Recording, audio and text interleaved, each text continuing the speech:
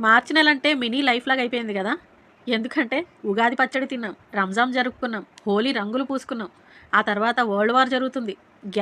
Gas బండల problem ఒకటి. మళ్ళీ ఎండలు, చలికాలం, అప్పుడప్పుడు వర్షాలు కూడా పడిపోతున్నాయి. మా రాజమండ్రిలో నిన్నే పడింది అనుకోండి. ఇంకా కొన్ని మూవీస్ కూడా హిట్ అయ్యాయి. ఇంకా మనకి పనికొచ్చే సామాన్లు అంటే ఇంటి వస్తువులు కానీ బయట నుంచి తెచ్చుకునేవి కానీ రేట్లు పెరిగాయి, తగ్గాయి కూడా కదా. ఇంకా నాకు తెలిసిన కొత్త ట్విస్ట్ ఏంటంటే, ఈ ట్విస్ట్ చాలా మందికి తెలిసే ఉంటుంది. ఈ రోజు అయితే చాలా వైరల్ అయింది. లాక్డౌన్ వస్తుందంట. మన మంత్రి గారు మోదీ గారు నిన్నే ప్రకటించారు. సో లాక్డౌన్ ఎప్పుడు పడుతుందో తెలీదు, జాగ్రత్తగా ఉండండి. అసలే గ్యాస్ బండలు దొరకట్లేదు, వంటకి గ్యాస్ ఎలా సేవ్ చేయాలరా దేవుడా అని ఆలోచిస్తుంటే మళ్ళీ లాక్డౌన్ ఒకటి.